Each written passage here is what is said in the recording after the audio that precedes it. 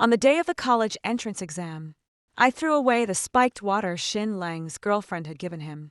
Xin Lang and I both got into University A, but his girlfriend broke up with him because she didn't want a long-distance relationship. That night, Xin Lang was dead drunk. I told him not to be upset that his ex-girlfriend was no good. She had put laxatives in his water. I helped him build his business from the ground up, only to see his ex-girlfriend at the company. Despite only having a college diploma, she was working as the CEO's personal assistant. To placate me, Xin Lang took me hiking, claiming the exercise would be good for the baby I was carrying. But when we reached the summit, he suddenly shoved me off the cliff, his voice dark and menacing, saying, "You, if it weren't for you, Ming Xiao and I would have been together long ago." When I opened my eyes again, I personally handed the bottle of water to Xin Lang. "This water is from your girlfriend. I really envy you." Xin Lang took the water and looked up, just in time to see Ming Xiao hurrying away from the doorway of our classroom. He smirked at me, casually twisting off the cap. Tisk Ming Xiao. Even in such a tense moment, she's still so thoughtful to have twisted it open for me. I looked at his pretentious demeanor and thought of the miserable fate my unborn child and I suffered in my previous life. I wanted nothing more than to kill him right then and there, but I held back. It wouldn't be hard to kill him, but since I've been given a second chance, it's not worth throwing my life away again for such a despicable person. However, I must seek revenge for my child and myself, and I will make him suffer in ways worse than death. With my knowledge of Xin Lang from my past life, I will take away everything he values and make him suffer for a lifetime. I forced myself to continue flattering. "Yes, your girlfriend is so thoughtful. I'm so envious. No wonder you're the top student, Xin Lang, with such good grades and such a wonderful girlfriend." Hearing me say that, Xin Lang's ego was practically soaring to the sky, and seeing him down half a bottle of water in one go, I finally broke into a genuine, heartfelt smile. "Urged teacher." We boarded the bus headed for the examination hall. Just like in my previous life, Xin Lang and I were assigned to the same examination center, even the same classroom. And this was the final exam of the Gaokao, the true dividing line marking the end of our high school years. Before entering the exam hall, Xin Lang waved at me, his face full of arrogance, saying, "You, I won't go easy on you this time." Xin Lang's face was undeniably handsome, and he always carried an air of arrogance about him. In my past life, I had a secret crush on him for 3 years because of it. But now, all I want is revenge. A rustling sound caught my attention. I looked up to see Xin Lang raising his hand towards the invigilator, who was sweating profusely and as pale as a ghost, and let out a cold laugh. I lowered my head again, suppressed my smile, and returned to working on the exam paper. My memory is excellent. It's not an exaggeration to say I have a photographic memory. The exam paper in front of me overlapped with the one in my mind, and I wrote as if guided by divine inspiration. Xin Lang had barely sat down before he grabbed his pen and started writing, not even pausing to wipe the sweat from his brow. Large beads of sweat dripped from his forehead onto the exam paper, and his palms were already slick with perspiration. Yet he dared not relax for a single moment, not even allowing himself a deep breath, for he had no idea when the next wave of abdominal cramps would strike. This year's college entrance exam questions were generally easy, and since it was the last subject, several fast-writing students had already finished their answers and kept glancing curiously at Xin Lang, who kept coming in and out. Even the invigilators and the teachers patrolling the hallway paid extra attention to him. I finished checking my answer sheet and looked up. Just as I did, I met eyes with Xin Lang, who was entering the classroom clutching his stomach. His eyes were filled with pain and hatred for me, too, saying, "You." Xin Lang blocked my path in the hallway, clutching his stomach with a face full of fury. "Was it you? Did you do this to me?" My eyes darted around the surroundings. The hallway was packed with students who had just finished their exams. Everyone had stopped in their tracks and was looking in our direction. "What do you mean I'm out to get you?" I deliberately raised my voice, hoping as many people as possible would hear. Just as I expected, more and more people stopped to listen. Are you afraid you can't beat me on the test? So you tried to. He suddenly remembered something. That bottle of water. You gave me a bottle of water. Before the exam, the crowd erupted in an uproar at those words. He completely abandoned his usual cool, top student persona, and even shouted, saying, "You. It must have been you. In my past life, I put up with it all because I liked him, but there's no need for that now." I shot him a look of utter contempt. What's that got to do with me? Xinleng, if you're sick, go see a vet. The ocean that Jingwei tried to fill probably has less water than what's sloshing around in your head. No one quite knew what had happened, but they all agreed my insults were top tier. Those in the crowd, who disliked Xinleng, even started cheering me on. Xinleng had always been the golden boy. When had he ever been treated like this? He pointed a trembling finger at me, but couldn't manage to get a single word out. "I'm calling the police.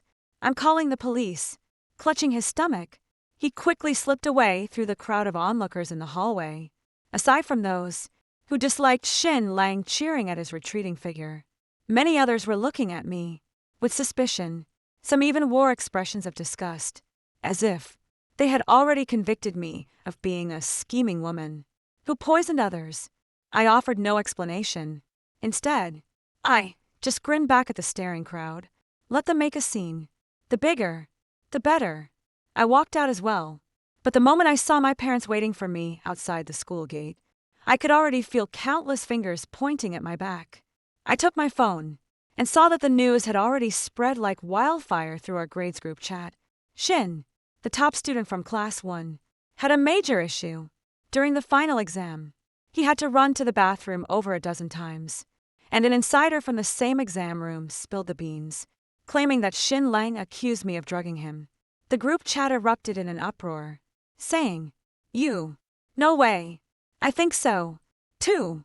This year in Senior 3. So, the top student has come first more times than Xinleng. It shouldn't be that way, right? Why not?" Someone in the group started to argue back. Considering Sang Yu is a girl, her psychological endurance is definitely not as strong as Xinleng's. With the immense pressure of the college entrance exam, if she were to act impulsively and drug Xinleng, it's entirely possible. Someone chimed in. I happened to see Sang Yu hand Xinleng a bottle of water when I passed by their classroom today.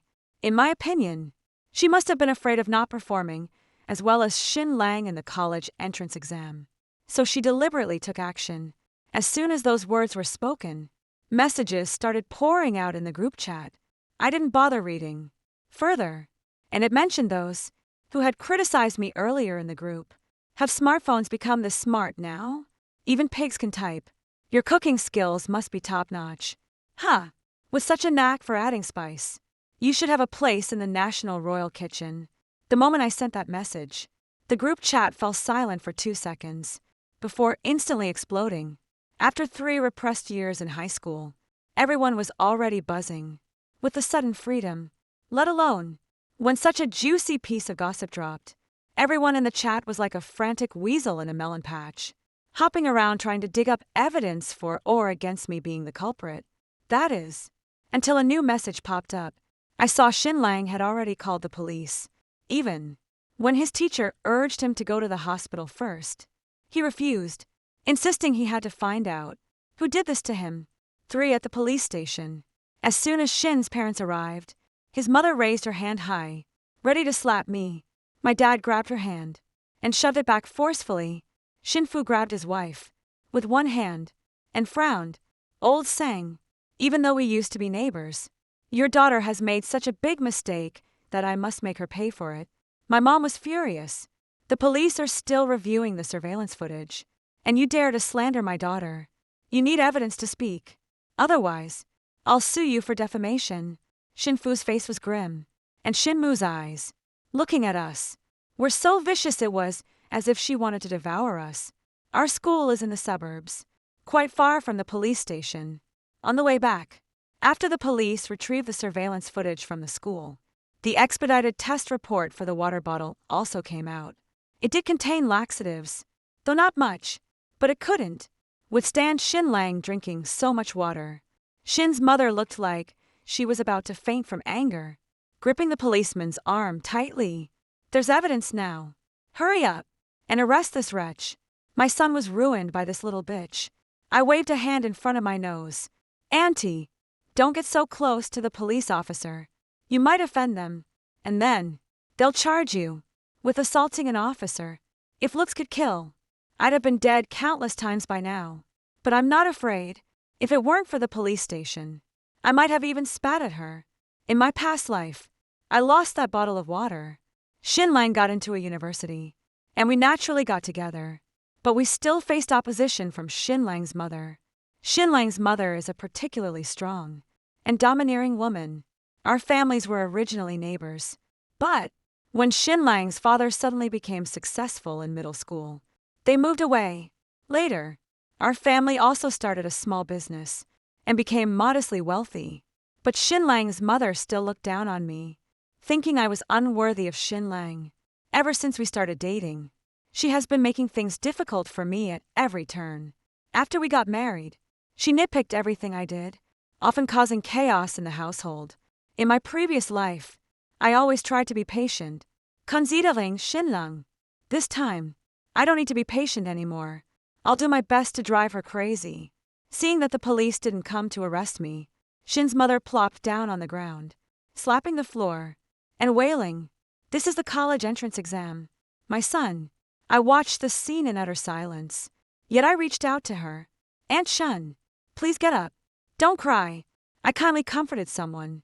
"Who doesn't know might think your son is dead?" She was choked up by what I said, and started cursing again.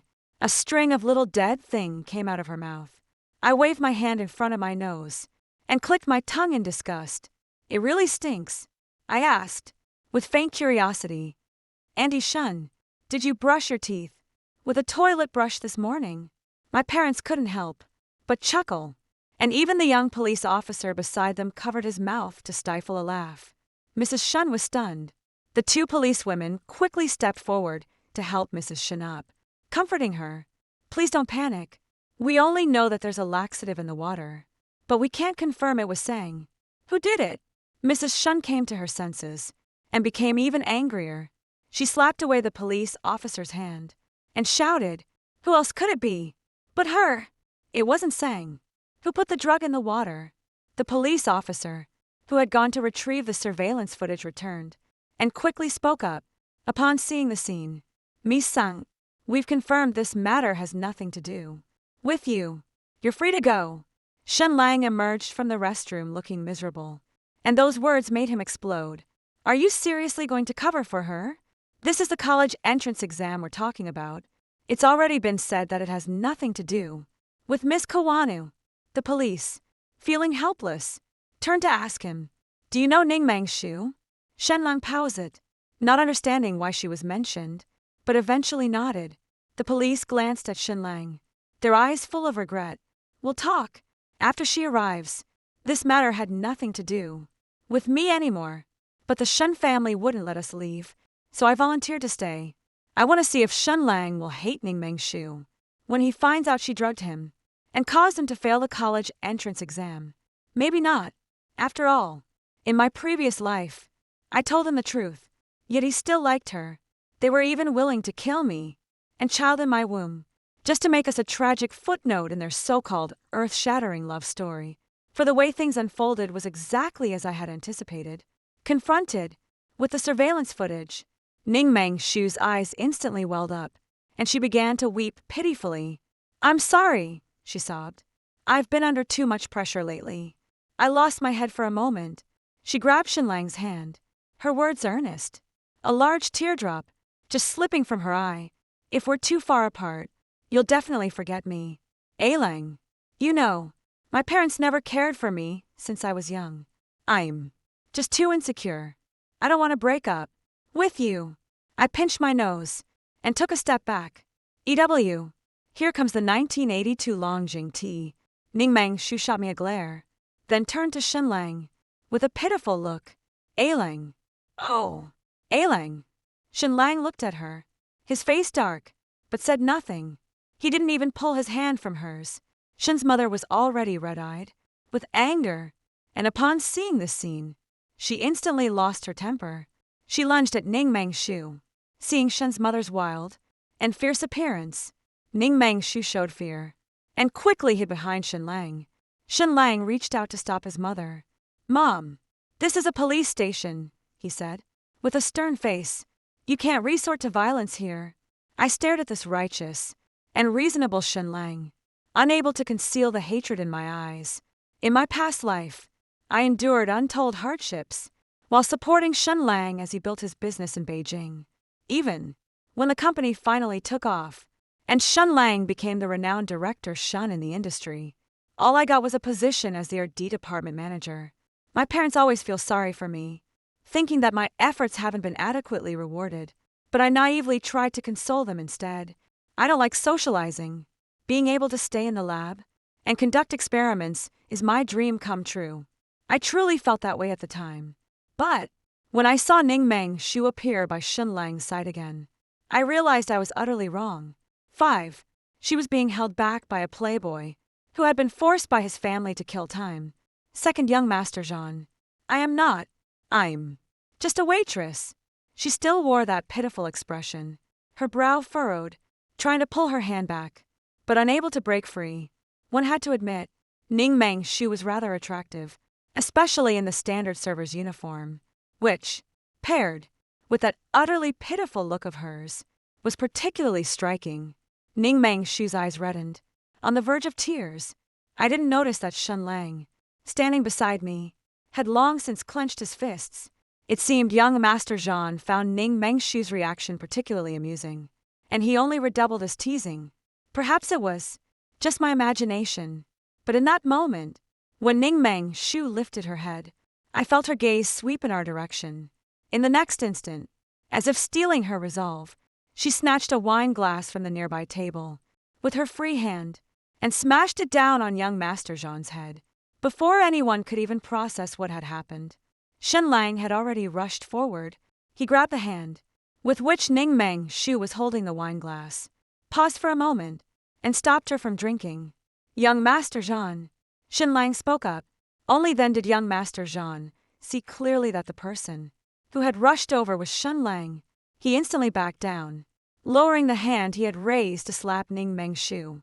"Oh, it's President Shen." Shen Lang is a rising star in the industry. In just 5 years, the company he founded has become the industry leader. Even their parents wouldn't dare act too presumptuously in front of Shen Lang now, let alone this bunch of spoiled brats. Shen Lang gave the man a slight nod as a form of greeting. "I know this guy. Let me handle it." Jean Ershao quickly nodded, then followed the group of playboys, and dashed off in a flash. "Ailang." "No." Ning Mengshu seemed to recall something, then lowered her head, nervously twisting the hem of her clothes, looking pitiful. "Mr. Shen, although I spent most of my previous life in the lab, and rarely socialized with others, it was precisely because I was involved in experimental development that I could always observe the subtle changes. For instance, at this moment, I noticed that Shen Lang's eyes had reddened. He clenched his fists tightly, as if struggling to suppress some emotion. I thought of how he had nearly had his college entrance exam ruined by Ning Mengshu, and assuming he was still haunted by fear, I quickly stepped forward to pat his back and comfort him, saying, "Don't be angry. It's all in the past." I felt him stiffen up, and I gently patted him again. Shen Lang finally snapped out of it and gave me a stiff smile. Then he called his secretary and took out a stack of money from his bag. He silently stared at Ning Mengshu for 2 seconds, and Ning Mengshu instantly burst into tears.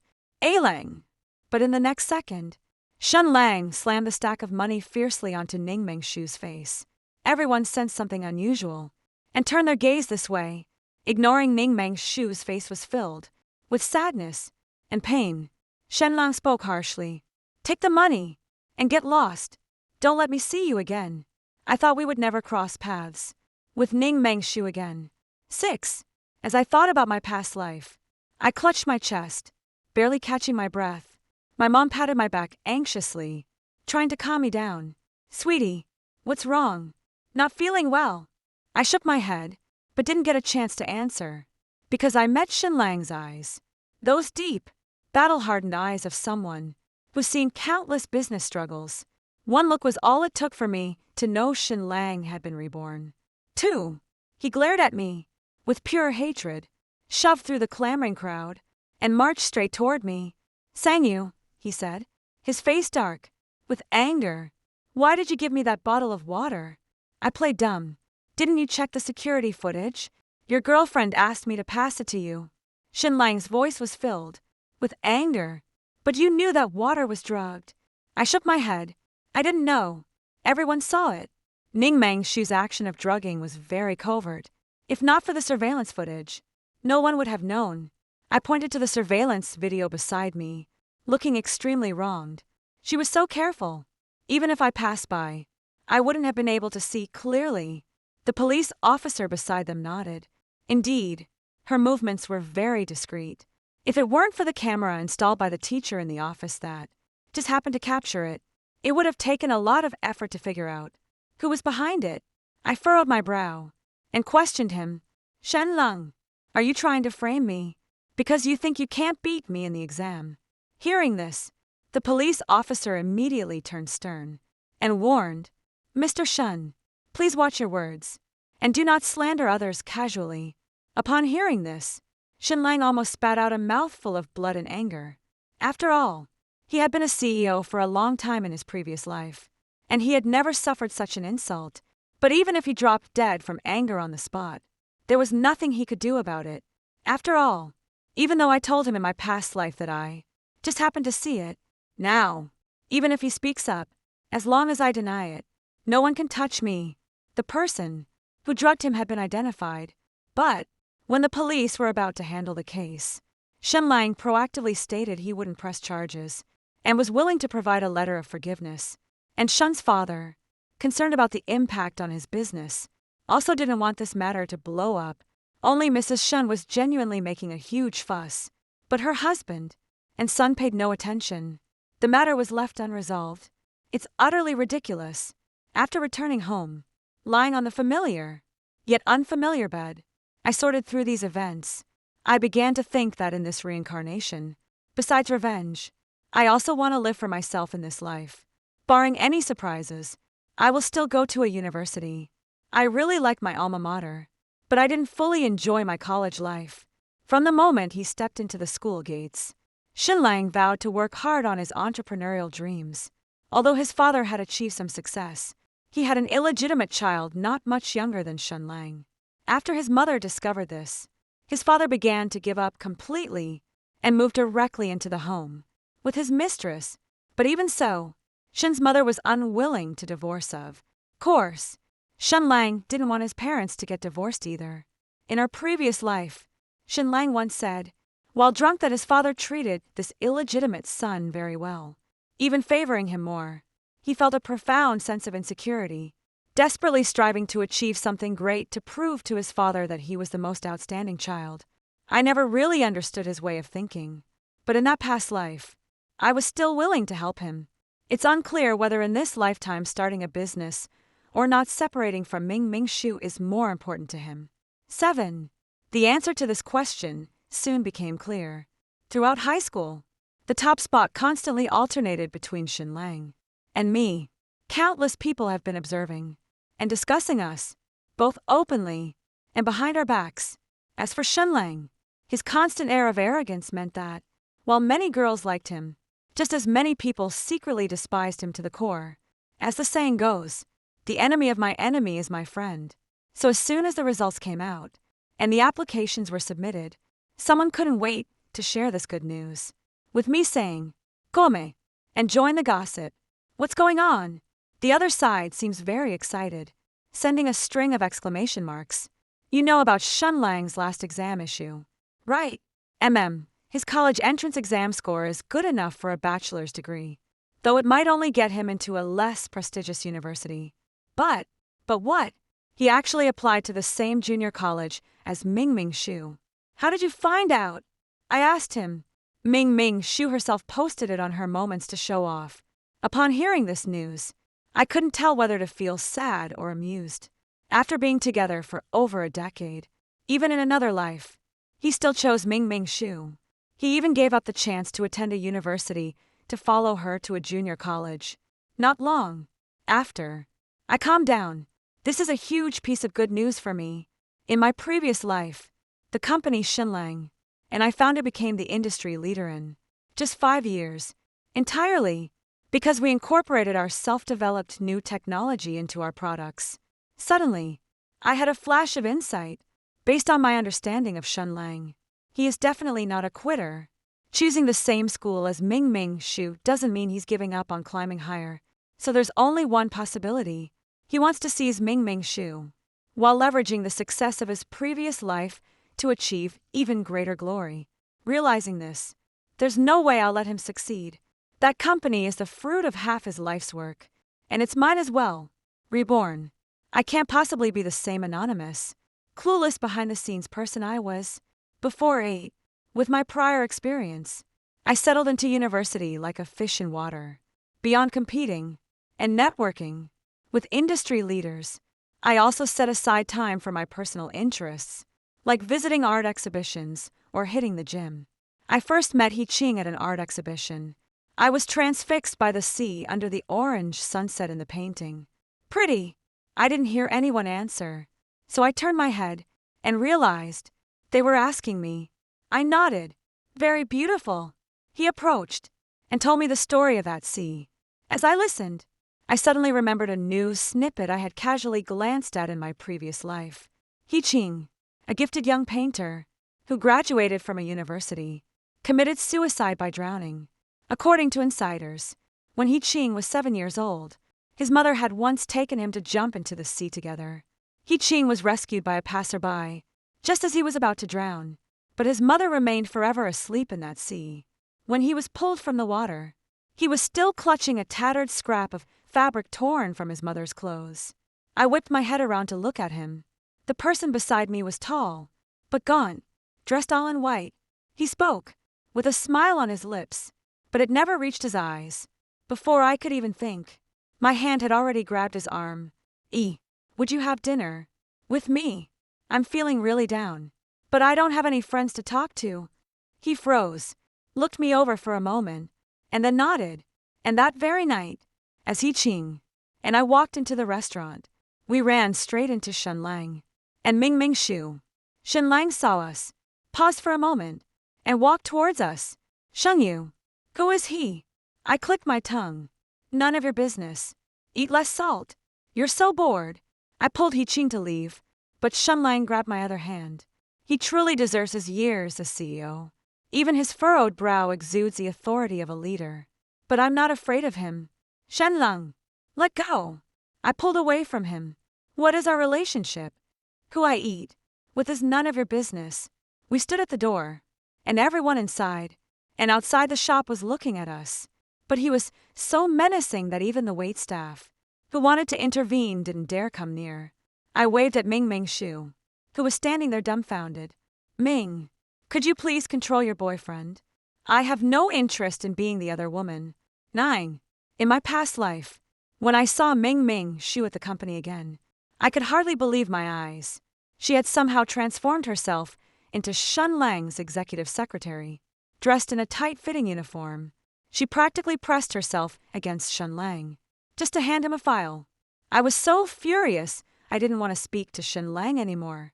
But then he pushed Ming Shu aside and came over, looking at me with pitiful eagerness to make amends. The next day, he canceled his meetings to take me hiking. He was incredibly attentive the whole way and kept reaching over to touch my stomach. When I impatiently swatted his hand away, I found him staring at me, not blinking an eye. What? Never seen a pretty girl before. Back then, he would still joke around with me. Little did I expect, when he pushed me and the child off the cliff, he was so vicious and resolute. After a long while, Ming Shu finally realized what I had said, and her face instantly darkened. Xinlang, what is your relationship with her? She pulled Xinlang back a step and continued to interrogate. Do you like her? Xinlang ignored Ming Shu and turned to me with a cold expression. Shengyu, you better talk to me properly, or I'll make sure you never set foot in this industry again. What are you even talking about? Your words make me laugh. Who do you think you are? Shenlang's face grew darker and darker, adopting the stern demeanor he used to have when he was scolding his subordinates in his previous life. Shengyu, I gave you a chance. What school did you go to again? Oh, that junior college. What chance could you possibly give me? Shenlang frowned. What makes you think you're so special? Just because you're at a university? You're just a researcher. Without me, do you really think you could succeed? The onlookers around were completely confused. If even a student from a university can't do it, could he possibly manage? Ha! You're such an idiot. You're absolutely right. I pointed to the corner of his mouth. Don't rush. You're drooling. Wipe it off. Before they could react, I quickly pulled He Qing away. As soon as I sat down, I noticed that He Qing's gaze at me was filled with complex emotions. I raised an eyebrow. What's wrong? He nodded to himself. So, you're really in a bad mood? He consoled me. It's okay. It's not your fault. It's normal to feel bad when dealing with people like that. Along the way, he also asked me why I was in such a low mood, but I just shook my head dejectedly and didn't answer. It wasn't that I didn't want to answer, but you have to give me a moment to come up with a decent lie, right? Thankfully, he's the type to fill in the blanks himself. I nodded, suppressing a smile at the corners of my lips. 10 times slipped by, and in addition to continuing to network with outstanding alumni to prepare for my career, my relationship with He Qing was getting better and better. The second semester of my junior year marked a crucial turning point. In our previous life, our distinguished alumnus returned to a university to give a speech. He was the top figure in the industry we later entered. It was during this occasion that the professor introduced Shenlang and me to him, providing us with a valuable learning opportunity and access to excellent connections. Although I can easily recall all the research I did in my previous life, no matter how advanced the campus Randy equipment is, it still can't compare to the professional and sophisticated equipment in the big boss's company. Truly, even the best cook can't make a meal without rice. This time, I have to seize this opportunity as well. Just like in my previous life, I stood before an industry giant, listening as the old professor praised me to him. Shengyu, though a bit talkative, is an extraordinary talent, destined to shine brilliantly in this industry. Faced with such a scene, I couldn't help but recall my previous life. At that time, Shenlang was standing right beside me. I remember the little old professor proudly telling the big shot that it had been a long time since he had encountered students as exceptionally talented and diligent as the two of us. The professor was so pleased that he added, Shengyu and Shenlang are the famous genius couple at our school. Thinking of this, the hatred in my heart grows even stronger. But I am also immensely grateful that the more than a decade I spent on Shenlang was not in vain. I still have my own achievements and career. I comforted myself like this when suddenly someone grabbed my hand. Shengyu, why didn't you tell me? When Mr. Wang arrived, I didn't know how Shenlang got in, but my first reaction was to pull my hand away. The professor, seeing the sudden appearance of a person, rubbed his bald head and asked me, Shasheng, who is this? Before I could even utter the words, I don't know him. Shenlang spoke up first. Hello, Professor Chen. Hello, Mr. Wang. I'm Shengyu's old friend. My name is Shenlang. He then added, I'm also a biology major. Upon hearing he was a friend of mine, the two men nodded at him. The old man looked at Shenlang, who was indeed quite handsome. His eyes swept between the two of us, and a sly smile played at the corner of his mouth. You too, I quickly added. We were classmates in high school, but we weren't close. In front of the professor and the industry bigwigs, I still wanted to make a good impression. Hearing this, Mr. Wang gave him a complicated look and asked, Are you also in the field of biology? Shenlang nodded eagerly and began boasting about the awards he had won in his previous life. I nearly burst out laughing and quickly pressed my lips together. The little old man furrowed his brow even more. He patted his bald head and said, But I've never seen you around campus before. I couldn't help but laugh out loud. It seemed like in this new life, Shin Lang had turned into a complete fool. He'd completely forgotten that in this lifetime, he wasn't even a student at a university. So many of the awards he just mentioned were internal competitions held by a university's own school of biology. Haha, I'm dying of laughter. Shin Lang was momentarily stumped by the professor's question. He stammered, "Well, but, after a long while, he couldn't come up with anything. I decided to be understanding. Shen, you should at least check your facts before making up stories." "Right." I frowned, scolding him. "Isn't this attitude of yours just terrible? You can't just come up to me and try to cozy up just because I'm a student at a university. Can you?" I clicked my tongue. "Didn't you look down on a university before? You said so yourself at the restaurant outside our school. Don't you remember?" I continued. "It seems not only is your attitude bad, but your memory is failing, too. You're not cut out for this industry." The old man frowned. Although he was exceptionally approachable, he detested dishonest people. Moreover, Shin Lang actually dared to look down on a university. The elderly professor, fuming, immediately waved over a nearby volunteer. This person sneaked in. "Get them out." As Shin Lang was being escorted out, his eyes locked fiercely on me. In his past life, he had been at the top of the world, never having experienced such humiliation in front of hundreds of people. In a moment of rage, he seemed to lose his mind and shouted directly at me, "Song Yu, I won't let you get away with this. I won't let you get away with this." I repeated sarcastically, "I'm waiting for you. I just hope you dare to come." I averted my gaze and met the frowning expressions of Professor Chen and Mr. Lang. "Kindly, expects la ned for Shen Long. He was a classmate of mine in high school. His girlfriend drugged him and ruined his college entrance exam, so he might be a bit mentally unstable." With that outburst of his, and my subsequent explanation in front of the academic heavyweights and industry leaders, Shin Lang effectively burned all his bridges in this field. 11. The next I heard of Shin Lang was when he was arrested for forcibly breaking into someone else's lab and taken to the police station. Even at the station, he kept ranting about how he knew about the new technology and was destined to become an industry leader. When the lab owner was called in by the police to sign some papers, he was intrigued by the man's words and asked him curiously what this new technology was all about. Shin Lang's eyes lit up, thinking he had finally found a patron who recognized his talent. Without a second thought for confidentiality, he directly told the owner about our new random project from our previous life. To his surprise, the owner just scoffed upon hearing it. "So you're the lunatic who said you wanted to cause trouble for Sang Yu. What does this have to do with Sang Yu?" Shin Lang hadn't expected to hear my name here, and he was absolutely furious. He quickly realized no one was willing to hire him. Even when he claimed to have new technology, no one believed him. Later, he spent thousands of yuan treating someone to a meal, finally managing to get some information. After finishing the meal, the man picked his teeth and said, "Think about whether you've offended anyone." Who? Shin Lang racked his brains, but couldn't figure out who he had offended in his lifetime that could blacklist him across the entire industry. The person sighed. "Let me tell you secretly, Sang Yu, Shin Lang was too arrogant.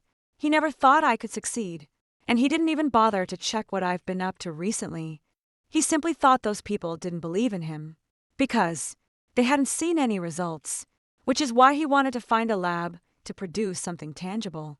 But Shin Lang had no idea that, while he was acting like a madman, I had already co-founded my own company with some alumni. The very first thing we launched was our project from the previous life. Now, that project is common knowledge throughout the entire industry. Later, I heard that Ning Mingxu broke up with Shin Lang and started seeing some rich kid. Later, I saw them in the social news section. Shen Lang, drunk, crashed his car into Ning Mingxu and her new boyfriend's vehicle.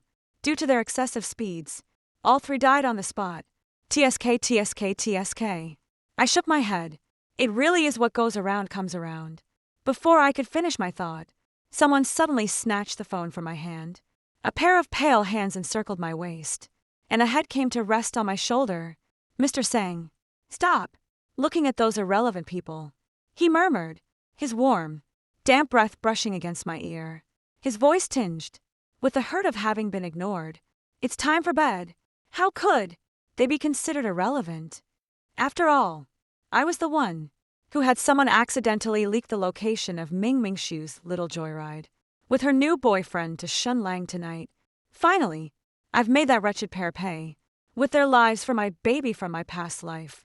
As for that other spoiled brat, who's been bullying the weak since he was a kid, consider him a bonus, I guess. Buy two, get one free. But there's no need to tell him any of that.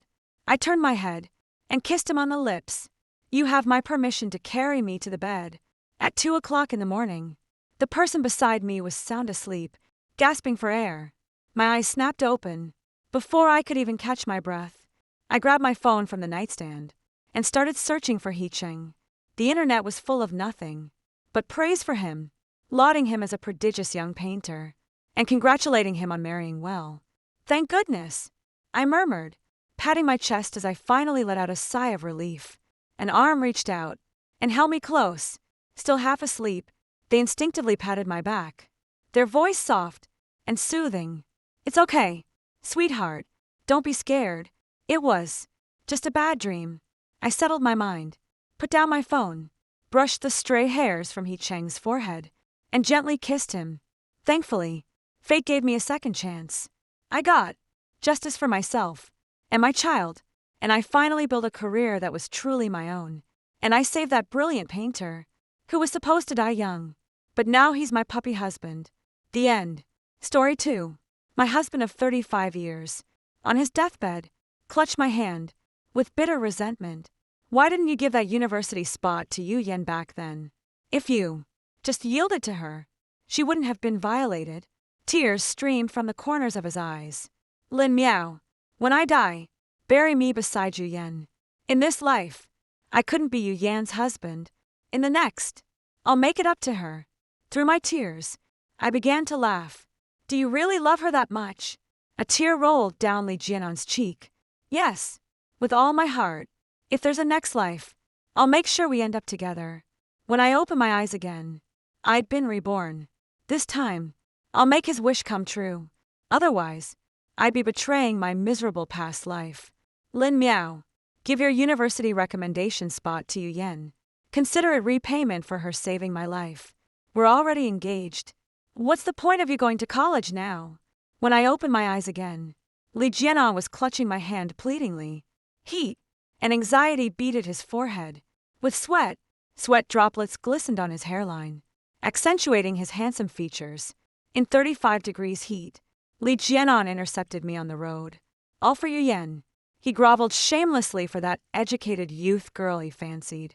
In my past life, I firmly rejected his request. Why should the recommendation go to her? I earned this opportunity through my own merits. Besides, it was Yu Yan said, not me. Why should I be the one making sacrifices? Those words made Li Jianan resent me for the rest of his life. Yu Yan was an educated youth sent to work in the production brigade. She was tall and strikingly beautiful, often wearing form-fitting clothes that accentuated her curves. The young men in the brigade couldn't take their eyes off Yu Yan, practically drooling over her. But Yu Yan was exceedingly aloof. Among the young men, Li Jianan was the only one she'd treat with any kindness. Once, the production team organized a tree-felling expedition up the mountain. Suddenly, a wind picked up. The falling tree came crashing toward Li Jianan. But at the critical moment, Yu Yan shoved him out of harm's way. After this incident, their bond grew stronger. In my past life, I turned down Li Jianan's request and went to college instead. Yu Yan had no choice but to keep working with the production team. Unable to bear seeing Yu Yan suffer in the countryside, Li Jianan turned to his uncle for help. His uncle was the brigade's secretary, who controlled the approval of urban return quotas for educated youth. Li Jianan went through hell and high water for Yu Yan. After tremendous effort, he finally secured an urban return quota for Yu Yan. On the eve of returning to the city, Yu Yan showed her gratitude to Li Jianan by inviting him to an open-air movie in the neighboring village. Little did they know, on their way back, Yu Yan was dragged into a sorghum field and violated by local hoodlums. Li Jianan was also knocked unconscious and injured.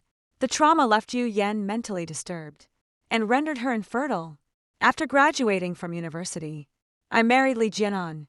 Before college, I worked as a barefoot doctor in my village. Due to my outstanding performance, I was recommended for the Worker Peasant Soldier University program. During university, I majored in medicine. After graduation, I joined the local health bureau. After marriage, I used my connections to transfer Li Jianan to head the agricultural station in our commune. Later, I helped him attend night school to further his education, which led to his transfer to the Municipal Agricultural Bureau. By the time Li Jianan retired, he had risen to become director of the Agricultural Bureau. We bought a home and settled down in the city. After moving to the city, Li Jianan rekindled his affair with Yu Yan. After marriage, Yu Yan suffered domestic violence from her husband due to infertility. Feeling sorry for her, Li Jianan pulled strings to get Yu Yan a job at his agricultural bureau. In my past life, I always believed Li Jianan merely pitted Yu Yan's plight out of compassion. That's why I treated Li Jianan with leniency as well. Just days after Yu Yan's death, Li Jianan fell gravely ill. The bitterness in Li Jianan's dying moments made me realize the truth. He didn't just sympathize with Yu Yan. He loved her from start to finish. I've been nothing but a colossal joke. I deeply regret helping Li Jianan secure that job. Even more, I regret assisting his academic advancement and paving his way into officialdom. My greatest regret was urging my husband to seek high office. After gaining power, he'd skip coming home every other day, always claiming work kept him busy. Truth was, he'd be with Yu Yan in their love nest, tangled in passion. Fine then. This lifetime, I'll let them have their way. Lin Miao, I'm begging you, give your university spot to Yu Yan. Seeing my prolonged silence, Li Jianan couldn't hide his growing anxiety. He kept shaking my arm, pleading desperately. She's just a delicate city girl. Country life would be too hard for her. Consider a charity. Just help her out. You? I wrenched my hand free from his grip. He says Yu Yan is delicate, but I'm clearly thinner than her. To a scumbag, every woman looks vulnerable. Whoever he pities becomes his damsel in distress. After a moment's thought, I said, I can give her my college spot, but on one condition. Li Jianan's eyes lit up. It was that exhilarated glow of getting exactly what he wanted. Lin Miao, what are your terms? To avoid raising his suspicions about my rebirth, I deliberately paused, putting on a thoughtful expression, before saying, Isn't your uncle the brigade secretary? I need 2 blank introduction letters. With the brigade's official seal, Li Jianan immediately became alert. Lin Miao, what are you up to? You're not using that letter of introduction for something shady, are you? I put on a stern face. What kind of trouble could I possibly make? I'm the barefoot doctor of this village, and a party member. You think I lack political awareness like you do? Li Jianan flusha crimson. He knew exactly what I meant. Li Jianan was the brigade's veterinarian, responsible for the health and safety of all livestock in the brigade. He was a man who couldn't live without meat. During the 1970s, when living standards were low, he began entertaining crooked ideas to get meat. He would deliberately suffocate newborn lambs during deliveries, then take the dead lambs home to stew. After I caught him, he begged me not to tell anyone. Otherwise, he'd lose his job as a veterinarian. With dirt on him, he had no choice but to agree. Don't worry, I'll definitely get it for you. Hand me the recommendation letter first. Then I'll transfer the spot to Yu Yan. In my past life, only when Li Jianan was dying did I realize I'd been the fool all along. This time around, I won't waste another thought on marrying him. He's petty, short-sighted, and can't see the bigger picture, not to mention his wandering eyes. In my past life, I was blind as a bat, mistaking a piece of pig for gold. Better to make a clean break now than become bitter enemies later. It's 1976 now. The only way to attend university was through tiered recommendations from production brigades and communes. They called them worker peasant soldier students. In my previous life, during my second year of college in 1977, The national college entrance examination system was reinstated. Both Yu Yan and Li Jianan took the first reinstated Gaokao that year, but neither made the cut. With memories from my past life, I voluntarily gave my worker peasant soldier university quota to Yu Yan in this lifetime. Since Li Jianan is so smitten with Yu Yan, I'm determined to play matchmaker for them. Do they really think they'll be happy without me standing in their way? I'll grab my popcorn and watch their little drama unfold. Yu Yan started flaunting everywhere. After securing the recommendation spot, my parents eventually heard from neighbors that I'd given up the recommendation. My mother pinched my arm hard and burst into loud sobs. Stubborn girl, are you out of your mind? That was a once-in-a-lifetime opportunity. If you hadn't excelled, it wouldn't have been offered to you. My father puffed on his long-stemmed tobacco pipe, keeping his head down in silence. He knocked the pipe bowl against the edge of the heated brick bed a few times, and cursed. Li Jianan is such a scandal. Using marriage to threaten you. Sweetheart, if this marriage bothers you, I'll have the matchmaker call it off. I held my father's hand and reassured them with a smile. But calling off the engagement isn't the solution right now. Mom, Dad, I'll make Li Jianan pay for the shame he brought upon us soon enough. Just wait and see. This is going to be good. Seeing how optimistic I was, my parents finally relaxed.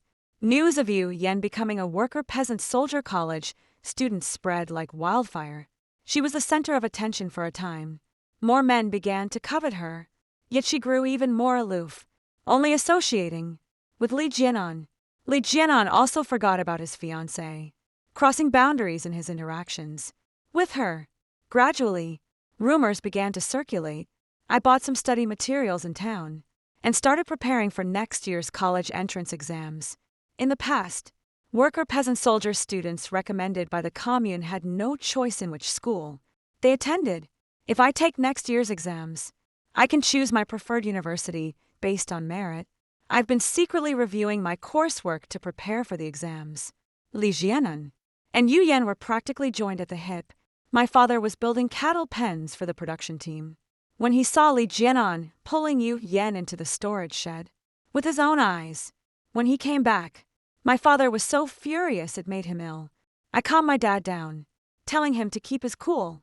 The more they rush, the sooner they'll crash and burn. We'll just sit back and watch the show. Another time, I happened to see Jianan Li and Yu Yan walking hand in hand to the commune theater. Jianan Li said sheepishly that he just ran into Yu Yan by chance, asking me not to read too much into it. I couldn't be bothered to listen to his excuses and walked away. The next day, Li Jianan brought me a jar of vanishing cream. Lin Miao, I got this for you specially. When I was in town for a meeting, the shop assistant said this fragrance is most popular with girls. I opened the lid. Only half the jar of vanishing cream remained, as if someone had scooped out the other half. No need to guess. Yu Yan must have used the rest. But Li Jianan just dropped it and bolted. I turned around to return it to old Mrs. Li. The Li family must have heard plenty about their son's affairs. They sent a matchmaker to our home, proposing to arrange my marriage with Jianan Li before the Lunar New Year. My parents said they needed more time to think it over. Our hesitation made the Li family uneasy. They gave Li Jianan a stern talking to, and he kept quiet for a few days. Afterward, young lovebirds like dry tinder. Once ignited, it's hard to extinguish. I treated the villagers' ailments. On the way back, I caught Li Jianan and Yu Yan in a compromising embrace in the grove at the village outskirts. Clothes were strewn across the floor as the two pale figures writhed together in a tangled heap. My loud cough startled them, sending both collapsing limply to the ground. Yugoslavia Yan Shuba Li Jianan Nacida grabbed her clothes to cover her face and bolted. Li Jianan lay there dazed, still lost in the moment. The moment he recognized me, he snapped out of his daze. Lin Miao, just now, I had this dream. His eyes darted nervously as he stammered. Went to Team 6 tonight for mare insemination. The foreman made me dinner, had a few swigs of that gut-rot liquor, then passed out. When I got back, somehow I ended up here. Li Jianan's shamelessness knew no bounds. Lies rolling off his tongue effortlessly. I couldn't be bothered with his excuses and teased him with a knowing smirk. At least it's horse insemination. Better than human insemination. They keep taking advantage of my good nature, walking all over me again and again. Even the most patient person would run out of tolerance. Enough is enough. This crosses the line. Li Jianan threw on his clothes haphazardly and offered to carry my medical kit.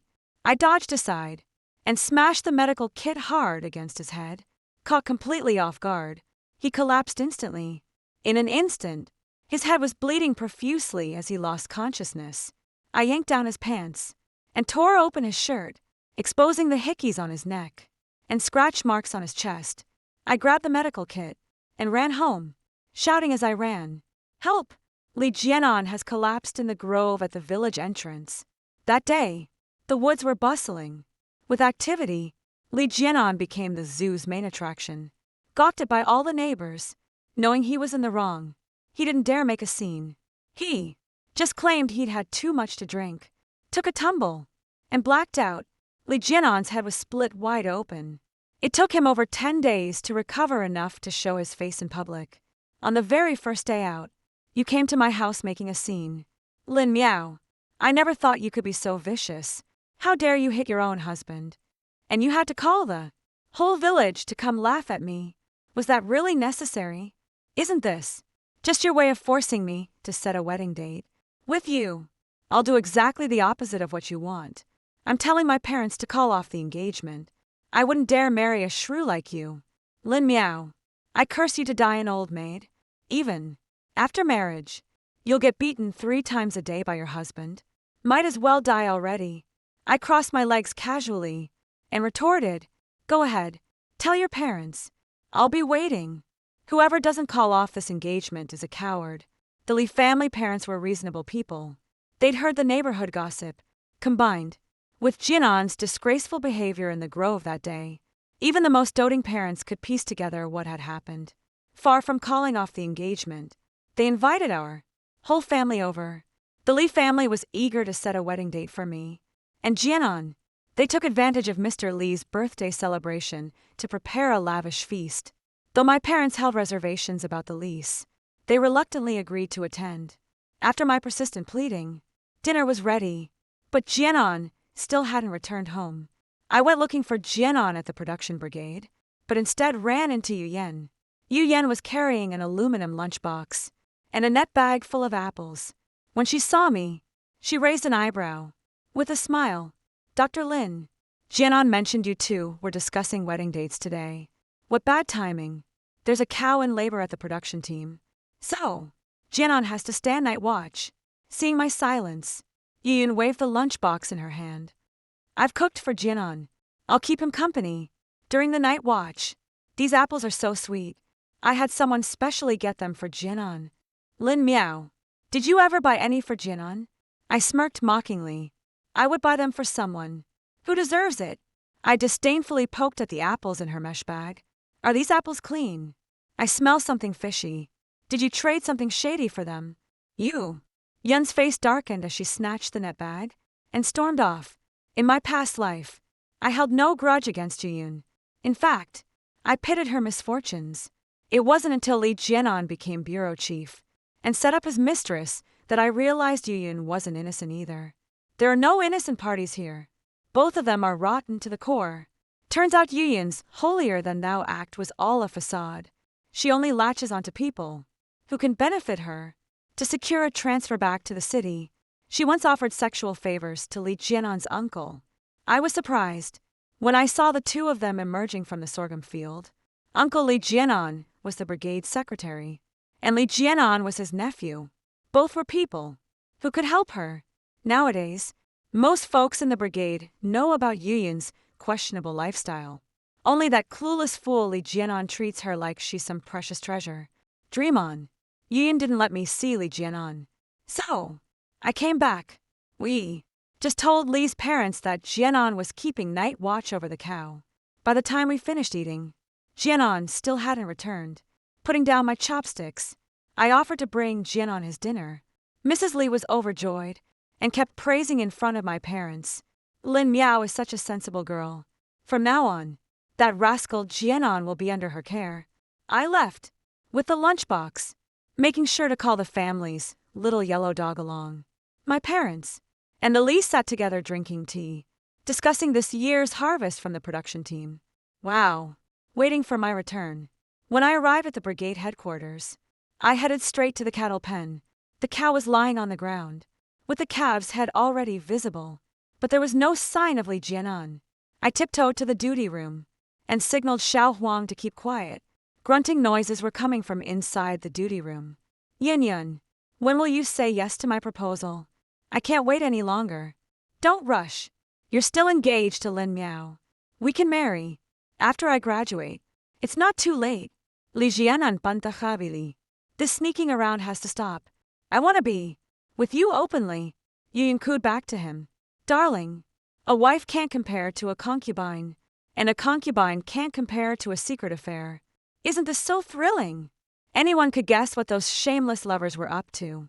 I entered the kitchen, stuffed straw into the stove to light it, then pulled it out and tossed it into the firewood pile. I whispered to Xiao Huang again, telling him to hurry home and get help. Understanding me, Xiao Huang immediately turned and ran toward home. The fire in the kitchen suddenly flared up. I deliberately tossed a burning bundle of straw in front of the duty room, blocked the escape route of those bastards, then shouted at the top of my lungs, "Fire! Call the fire brigade!" Soon, the little yellow dog came running, with my parents and the Li family, along with many villagers from the neighborhood. Li Jianan and Yuyan were trapped inside, choking and screaming from the thick smoke. 3. Help! Somebody help us! As the sound of approaching footsteps grew louder, I collapsed unconscious on the floor. My mother cried out desperately, "Save Lin Miao quickly! She's passed out from the smoke." Someone was pressing my philtrum. The pain was unbearable. I couldn't keep pretending, and had to slowly open my eyes. As I came to, I heard someone say, "Thank goodness for Lin Miao. Otherwise, not only would the house have burned down, but everyone inside would have perished." At this point, those two might as well have burned to death. What a disgrace. Lin Miao, wake up. We need you to save them. I struggled to open my eyes. Motherly rushed over and helped me sit up. Lin Miao, get up quick. Jianan's life depends on you. I was practically carried by everyone into another room. Li Jianan and Yu Yun were stacked like human pyramids, their bodies still tangled together. The room was packed with onlookers, most just there for the spectacle. Lin Miao, look at this. They're stuck together. Mrs. Li sobbed while speaking. What sin have I committed to deserve such disgrace? Seeing their shameful state, I burst into tears and lunged at Li Jianan. You bastard! How could you betray me like this? We're supposed to be getting engaged tonight, and instead of coming home, you're here cheating on me. I can't go on living like this. I started pounding on Li Jianan's head furiously, took the opportunity to scratch Xiyin's face and chest a few times. Everyone urged me to calm down. Lin Miao, we'll deal with other matters later. Save them first. Wiping away tears, with a sob, I said, "This is a stroke, very difficult to treat. Even if cured, it'll cost nearly 1,000 yuan. Otherwise, you should go to the county hospital." "I'm not going." Li Jianan's face turned purple-red like liver. He said in a muffled voice, "Mom, give her the money to treat me. Just get me separated from Yuyun. That's all I ask." Yuyun squeezed her eyes shut, playing dead, as if by closing her eyes to others, she could make herself invisible to them. 800 per person. I made an outrageous demand up front. Payment first. No exceptions. Now. Li Ji's parents were frantic, with anger, laced with humiliation. They agreed to every condition I laid out. With their own funds running short, Li's father rushed out to borrow money. After borrowing from everyone I knew, I finally scraped together 1.600 yuan. The two were tangled together like maggots. When the audience had their fill of gawking, I began my act. I put on gloves and pressed every pressure point on their bodies. They held in agony like wounded animals. After nearly half an hour of struggle, they finally parted ways. I wiped away fresh tears. Only, with Jianan acting like this, Our marriage is clearly not going to happen. He and Yuyan are so deeply in love. I should step aside for them. I don't want it. The villagers all chimed in. That's right. Li Jianan was completely out of line in this matter. The Li family is clearly in the wrong. Lin Miao is such a fine girl. She absolutely shouldn't marry Li Jianan. The Li parents were scolded until their faces burned. With shame, old man Li's lips trembled. With rage as he said, our Li family was at fault first. Consider the betrothal gifts to Lin Miao forfeited. Back, during the engagement, the Li family gave me 200 yuan and a 28-inch bicycle. Even if they demanded it back, I wouldn't return a penny. At least, they had some conscience by refusing it. Just like that, my marriage arrangement with Li Jianan fell through.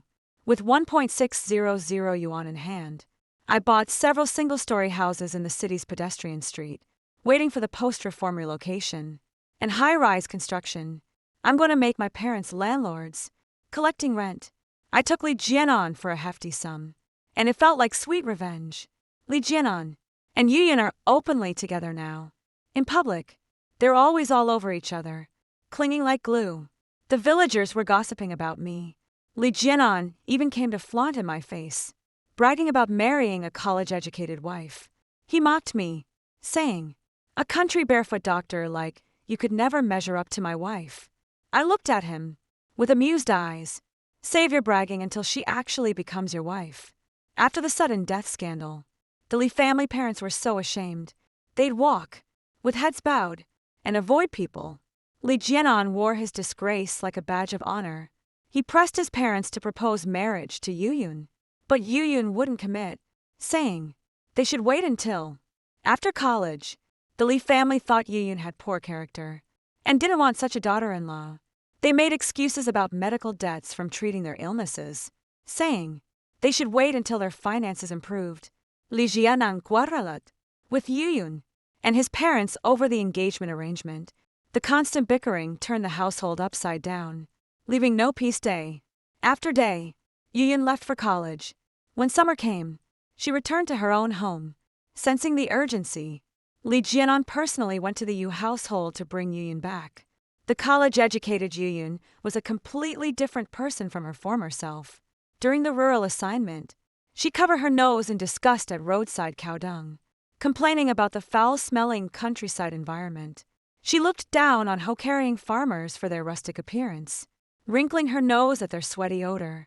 She seemed to have completely forgotten those years she spent in the countryside.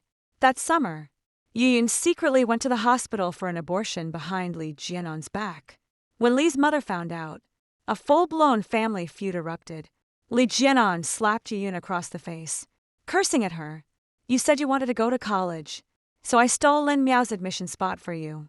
Every penny for your education came from my family's pocket. How could you abort the Li family's bloodline? Have you no humanity?"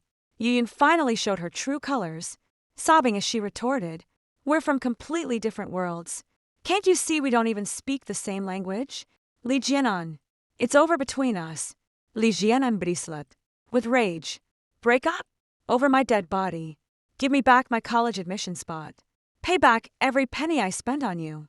With interest, Li Jianan grew angrier as he spoke, grabbing Yuyun by the hair and demanding, "Tell me the truth. Have you found someone else? Are you seeing someone at college?" Yuyun held in pain. "Li Jianan, you're as crude as a donkey. What woman would ever want you? This is domestic violence. Do you realize that? If you can't treat me gently, I'm breaking up with you. Used me, and now want to break up? That's not your call." Li Jianan burned. With the fury of betrayal, "I'll report you to the school. Getting pregnant out of wedlock and having an abortion. You even stole Lin Miao's admission spot. I'll make sure they expel you." The two grappled violently, their hair disheveled and faces bloodied from the brawl. Afraid Li Jianan might actually report her to the school, Yuyun had no choice but to swallow her pride and apologize. The two made up as if nothing had happened. When I heard this gossip from the neighbors, I nearly burst with silent laughter. In their past life, Li Jianan had always carried a torch for Yuyan. Little did he know the feeling wasn't mutual. Yuyan had been using him all along, treating him as nothing more than a stepping stone. Later, Li Jianan became the bureau chief, gaining both wealth and influence, ostracized by her in-laws, and left with nowhere to turn. Yu Yan had no choice but to reappear before Li Jianan. To Li Jianan, Yu Yan remained his unattainable white moonlight, the one he loved but could never have. He secretly bought a house for Yu Yan behind my back, and the two of them started an affair. As the lawful wife, I was ironically the last to discover their infidelity. In this lifetime, Yu Yan became a college student, while Li Jianan remained just a rural veterinarian. Their social standings were worlds apart. After leaving the countryside, Yu Yan looked down on Li Jianan even more. To make matters worse, Li Jianan was hopelessly love-struck, completely one-sided infatuation. Watching these two snakes bite each other's tails this lifetime cured my pent-up frustration. This isn't over yet. I'll keep fanning the flames, watching Li Jianan end up with nothing but broken dreams and mutual destruction. In 1977, China reinstated the national college entrance exams. Ambitious youths rushed to sign up as soon as the news broke. Li Jianan registered, too. He wanted to get into Yu Yan's school so they could be together like lovebirds. After breaking off the engagement with Li Jianan, things became awkward between our families. When I went to the brigade for my recommendation letter, Li Jianan's uncle deliberately gave me a hard time. I knew this day would come eventually. After calling off the engagement, those two blank recommendation letters Li Jianan gave me finally came in handy. The college entrance exam results were released. I was admitted to Peking Tsinghua University's clinical medicine program as the top scorer in our county. But Li Jianan failed to make the cut. On results day, the county education bureau came to my house with drums and gongs to deliver the good news. That's when Li Jianan finally realized I'd also taken the entrance exams. He made a special trip to my house and pressed me. I never asked my uncle to write you a recommendation letter. How did you register for the exams? Mind your own business. I swung the broom at Li Jianan. Get out. Neither you nor your dog is welcome in my house, Li Jianan shouted. While running away, Lin Miao, you cut corners and falsified records. I'm reporting you to the Education Bureau. I hurled stones at him while shouting, if I don't report you, I'm a damn coward. May my whole family die. Li Jianan made such a public fuss that the Education Bureau launched an investigation. Officials went straight to the commune and retrieved my letter of introduction through bureaucratic channels. When the letter was placed before Li Jianan, he was completely silenced. During winter break, I went back home. My parents told me Li Jianan quit his job as a vet and moved near Yu Yan, renting a place close to the university. He planned to study and retake the exam next year, but Yu Yan kept avoiding him.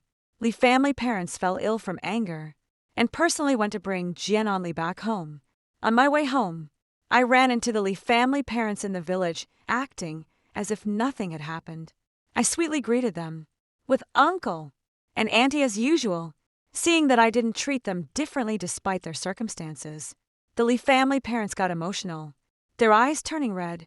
Just 2 days later, they sent matchmaker Auntie Li to my door again, trying to convince me to reconcile with Jianan, for my parents flatly refused. Jianan came to find me and apologized. He kept slapping his own face while speaking. Lin Miao, I'm sorry. I was a complete jerk, too blind to see your worth. That Yu Yan played me for a fool. You won't look down on me now, will you? He was sobbing uncontrollably, with genuine remorse. It made me sick to my stomach, but I had to put on a show of sympathy. I choose man based on character, not social status. You're not good enough for you now. She's probably found someone better at school. But study hard this year. Get into her college next year. And you two can pick up where you left off. Wishing you a lifetime of happiness together. I genuinely want to bring them together to help Li Jianan fulfill his past life wish. I'm even more curious to see how things would turn out if they got together. But after his parents brainwashed him, Li Jianan still thinks I'm the better choice. He wants to rekindle our old flame. There's no way I'll let him have his way. Li Jianan caught the implied meaning in my words and bristled like a startled cat. I knew it. That Yu Yan must be seeing someone else. Lin Miao. Don't worry. I'll cut all ties with her for good. How dare she cheat on me? She'll pay for this. In my past life, when he cheated on me, I wonder if he ever considered my feelings. Now that it's Yu Yan's turn to cheat on him, suddenly he can't take it. Truth be told, Yu Yan cheated on him plenty in our past life. 2. He just never found out. Yu Yan leveraged her good looks, habitually trading on her charms to get what she wanted. She died a few days before Li Jianan. Her death was equally disgraceful. Through Li Jianan, she became acquainted with a city official. She had an affair with her boss to extort money from him. Being advanced in years, he died of a sudden stroke during their illicit encounter. Li Jianan was away on business those days and didn't know Yu Yan's exact cause of death. That day, I was on duty at the hospital to protect the leader's reputation. The news was suppressed within the hospital. In this lifetime, when I caught Jianan Li and Yu Niu in a compromising situation at the brigade's duty room, I deliberately set the kitchen on fire to startle them. The sudden death was also inspired by my past life's experience. I gave them more words of advice and encouraged Jianan to keep striving, assuring them they'd eventually become a proper couple. With my instigation, Li Jianan became even more convinced that Yu Yan was seeing another man behind his back. Not long after the semester began, tragedy struck the Li family. Yu Yan was violated at school.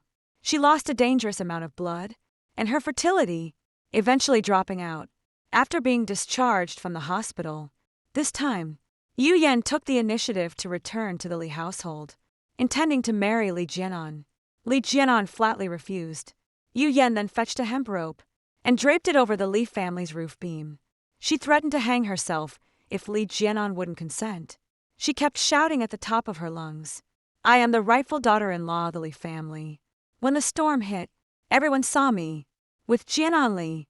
All the villagers can vouch for me. Li Jianan. When times were good, you couldn't stop singing my praises. Now that I'm being wronged, you're trying to weasel out of your promises. With that, she thrust her head toward the noose. Every villain meets their match. Fearing this might turn deadly, the Li family had no choice but to agree, without engagement, marriage registration, or even a wedding banquet. The couple simply moved in together. With 2 quilts, Yu Yan's health deteriorated, and Li Jianan lost his job as a veterinarian. Now, the Li family's only income comes from work points earned in the production team. A year's worth of work points barely amounts to anything, not even enough to cover Yu Yan's medicine. When I came home on vacation again, Li Jianan stopped me. Just as he was about to speak to me, Yu Yan came running out. She grabbed Li Jianan and warned me, "Lin Miao, keep your hands off my Jianan. He's my man now." I frowned in disgust. "Don't worry, I'm not interested in second-hand goods." Yu Yan spat at me contemptuously. "Sour grapes." With that, she grabbed Li Jianan and dragged him away. I shouted at her retreating figure, "You better keep Li Jianan on a short leash or he'll go chasing after other women." The next day, before dawn, Li Jianan showed up carrying an old hen. He watched me cautiously. "Lin Miao, this is for you." I chuckled. "You've been studying too hard. This will help you recover." I threw the hen back at him and warned, "If you come again, I'll tell Yu Yan. That sure won't let you off easy. She won't find out if neither of us tells." Li Jianan moved closer, shoving the hen into my hands. "Lin Miao, this hen's been laying eggs for 3 years at our place. We only slaughtered it to make you nourishing soup. I'm truly apologizing from the heart." I flung the hen at his face. "No one's this nice, without an ulterior motive. Get lost." Li Jianan wiped the blood from his face in disarray, brimming with confidence. "Lin Miao, I'll make you see reason." That night, Li Jianan sneaked over again to state his purpose. "Lin Miao, Yu Yan and I never registered our marriage. I've been waiting for you. You'll graduate soon. I'll save up for a few more years. After your graduation, we'll buy a place in the city. My parents have agreed to it." He pulled out a jar of malted milk powder like presenting a treasure to me. "Here, I got these especially for you since I know you've got a sweet tooth." Li Jianan, do you take me for a garbage dump? I'd never met someone so shameless. It made my blood boil. Li Jianan, you disgust me. You just hooked up with Yu Yan. Because she's pretty, you chased after Yu Yan like a lovesick puppy. When she was in college, now that she's been wronged, you suddenly act all high and mighty. You're worse than an animal. You're downright inhuman. After my scolding, Li Jianan slunk away like a whipped dog. Barely 2 days later, he showed up at my place again. He bought me a pair of red gloves, the hottest style this season. In my past life, Li Jianan also gifted me red gloves. He said it pained him to see me working dawn to dusk treating patients. Worried my hands would get cold. My eyes welled up with happy tears at that moment. Later, I ran into Yunyo by chance. She was flaunting a red georgette dress everywhere, bragging that Li Jianan bought it for her. Yunyo mocked me, saying the gloves I wore were her cast-offs. That's when I realized my red gloves were just a freebie. With the dress purchase, Yunyo picked through the leftovers and discarded them. So, Li Jianan gave them to me as a favor. And of all things, I actually cried tears of joy. What a fool I was. I threw everything Li Jianan gave me out into the yard. He kept showing up every single day. Without fail. He didn't stop until school started again. Soon enough, I'll be graduating. The school encouraged us to support frontier development. So, I signed up. I was assigned to a military hospital on the frontier. My parents supported my decision. 2. The spring breeze of reform and opening up swept across the nation. Our family's living conditions kept improving. The single-story house my dad bought downtown on the pedestrian street is undergoing urban redevelopment. He plans to assemble his own construction crew to participate in the redevelopment project. The final vacation, before graduation, I ran into Li Jianan. When I returned home, his hair turned completely white, and his spirit withered away.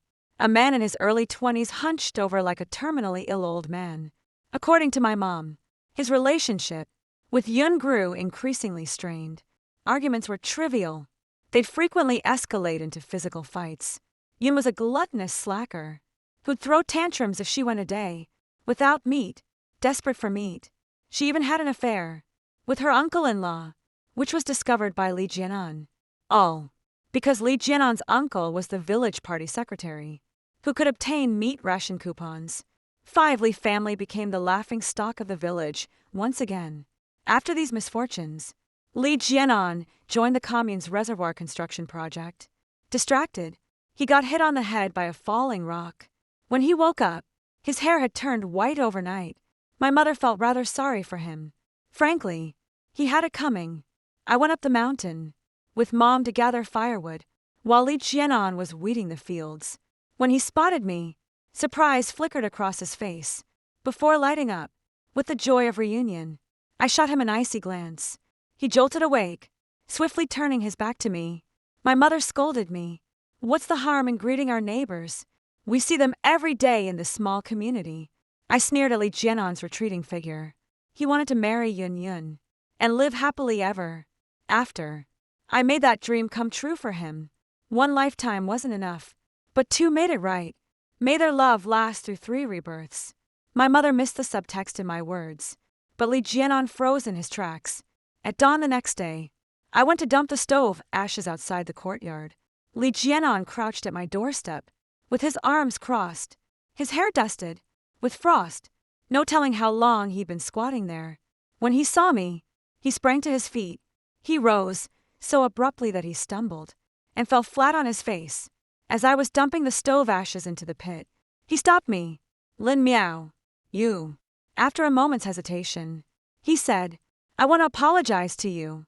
A simple sorry could never make up for the pain and betrayal he caused me in our past life. The entire Li family's prosperity was built by Jianan Li, and every step of Jianan's rise to power was thanks to me. I couldn't bear to look at him, and walked away immediately. Lin Miao, if there's another life, would you still marry me? I stopped in my tracks and turned to ask him, do you think I'm pathetic? Li Jianan immediately burst into tears. Lin Miao, I'm sorry.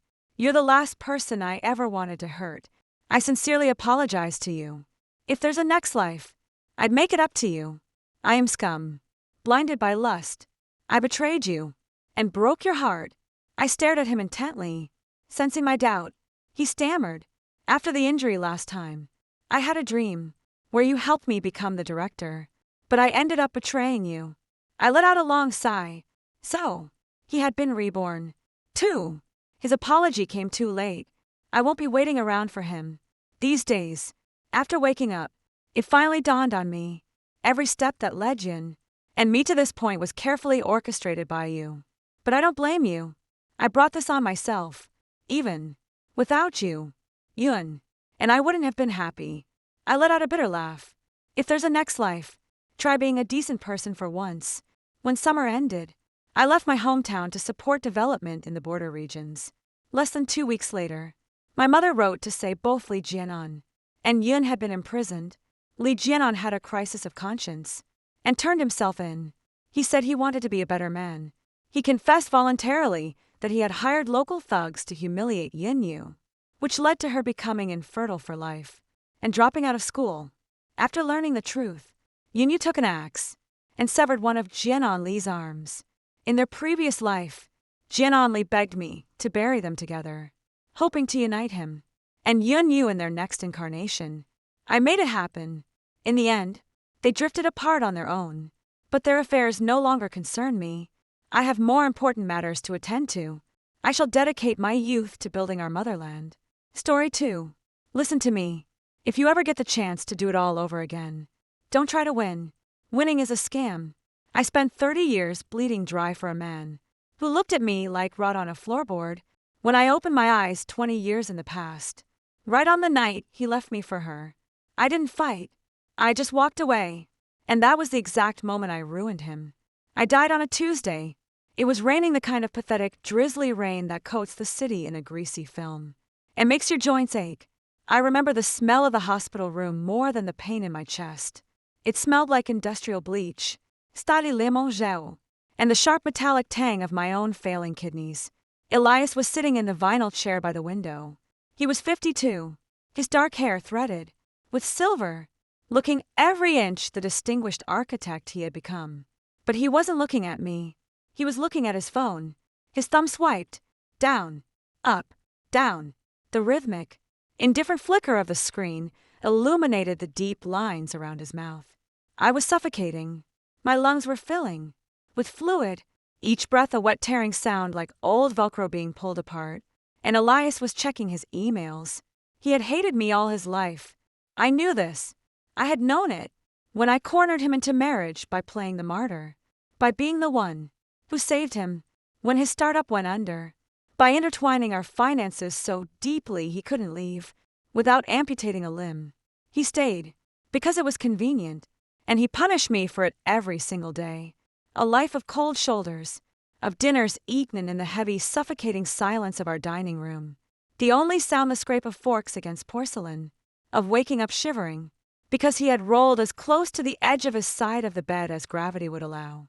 Elias, I wheezed. My throat tasted like copper and old blood. He didn't look up. The nurse will be back in 10. Meline, just try to rest. He didn't even hold my hand. As the monitor beside me began to shriek as the edges of my vision curled and blackened like burning paper. The last thing I saw was him checking his watch. He had a meeting at 4. My death was an inconvenience to his schedule. I didn't feel a soul-cleansing white light. There was no choir. There was just a violent ripping sensation like a hook catching behind my navel and yanking me backward through a narrow, suffocating tube. I couldn't breathe. I was choking on ash. Then the bass hit me. Thump, thump, thump. It vibrated right through my sternum. The smell of hospital bleach was obliterated by an olfactory assault.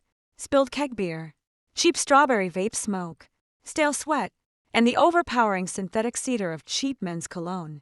My eyes snapped open. I gasped, sucking in a lungful of humid, overheated air. I choked, coughing violently into my hand.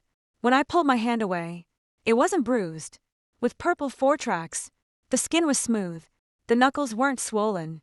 With arthritis, I stared at my fingers, the cheap silver rings I used to wear from the flea market biting into my skin. The floor beneath my boots was sticky, gripping the rubber soles of my Converse, with an audible schlick every time I shifted my weight. Maddie, Are you even listening to me? The voice was a physical blow. I looked up.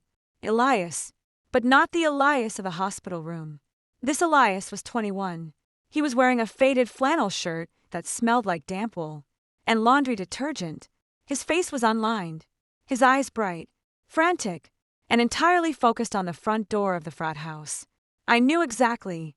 When I was November 12th, junior year, the Sigma Chi winter mixer. This was the night, the fulcrum of my entire miserable existence. In my previous life, this was the night Juliet, his first love, the girl, with the laugh like wind chimes, and the perfect effortless grace, was supposed to move back to London. Elias had brought me to this party as his fallback, his safety net. But 10 minutes ago, someone had told him Juliet's flight was delayed. She was here. I stared at him, the sheer overwhelming nausea of seeing him alive, young, and vibrating, with that familiar, frantic obsession for someone else hit me so hard my knees buckled. I grabbed the edge of a sticky folding table to steady myself. My fingers dug into the cheap plastic. I have to do this. Maddie, he was saying, running a hand through his hair. The exact same gesture he'd make right before he told me we were sleeping in separate rooms. I am sorry. I know I brought you, but she's leaving. If I don't tell her now, I'll regret it for the rest of my life. In my memories, this was the moment I shattered. In the first run of my life, I had grabbed his arm. I had cried. I had humiliated myself, begging him not to go screaming over the thumping bass that she didn't care about him. That I was the one who was always there. I had followed him out into the snow, shivering in my thin jacket, watching him kiss her under the street lamp, while I stood in the shadows like a stray dog. That night forged the pathetic, grasping desperation that defined my next 30 years. Maddie, please understand, he said, his voice dropping into that low, placating tone he reserved for difficult clients. And apparently me. He wasn't looking at my eyes. He was looking at my mouth, bracing for the hysterical sobbing he expected. I felt the plastic cup in my hand. It was sweating. The cheap vodka cranberry inside was lukewarm. I looked at him, really looked at him, stripped of the 30 years of marriage, stripped of the shared mortgage, and the silent dinners. He was just a boy in a cheap shirt, sweating in a crowded basement, willing to throw me away for a girl who treated him like an accessory. The rage didn't come. The heartbreak didn't come. What rose up inside my throat was a wave of pure, unadulterated exhaustion, a bone-deep fatigue. I was so goddamn tired of him. I set the plastic cup down on the folding table. A bit of the red liquid sloshed over the rim, staining the white plastic. Okay, I said. My voice was raspy from my own coughing fit, but it was dead flat. Elias blinked, his brow furrowed. The script in his head had hit a snag. Okay, you're not mad. No, I said, and it was the truest thing I had ever spoken to him. Go. I'll call you tomorrow, he said, already taking a step backward, his eyes darting toward the door. Don't bother, I said. I didn't wait to see his reaction. I turned my back to him. The physical act of turning around and facing the dingy drywall of the frat basement instead of his face felt like shifting a tectonic plate. My chest ached, not with sorrow, but with a sudden violent expansion of my lungs taking in real, unobstructed air. I walked toward the back door. I didn't look over my shoulder. I pushed the heavy metal fire door open, and the freezing November air hit me like a slap across the face. The cold was magnificent. It smelled like wet asphalt, dead leaves, and exhaust fumes. It was the smell of being alive. I stood in the alleyway behind the frat house, shivering uncontrollably.